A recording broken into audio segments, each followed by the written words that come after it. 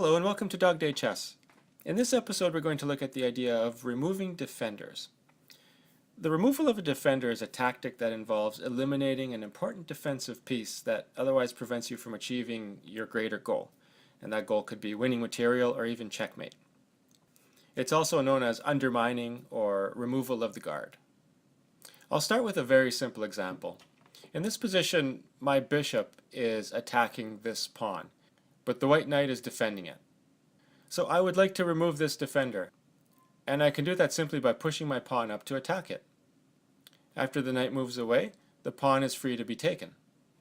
Now if instead the knight moved to d5 to try to continue to protect that pawn by blocking the bishop's attack on it, I can still remove it by exchanging knights, and then queen to b5 will double the attack on the pawn and win it.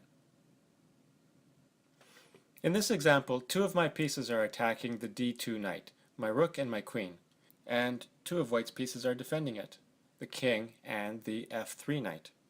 Now it would take a couple of more moves for me to effectively add another attacker to that d2 knight, and during that time white could add a third defender to it or just counterattack. So in this position it's easier for me to remove the defender, and I can do this simply by pushing my e-pawn. The f3 knight can stay there and be captured or move to safety, but in either case it will no longer defend d2. Okay, let's look at one last example. In this position my queen is threatening the c8 rook, but that rook has two defenders, the bishop and the black queen. However, I'm able to remove both of those defenders simply by capturing the bishop, because I've gotten rid of the bishop and I'm interfering with the queen's protection of the rook. If the pawn captures back, then I win the rook. Alternatively, if the queen captures back, then I win the queen. So that's what removing the defender is all about.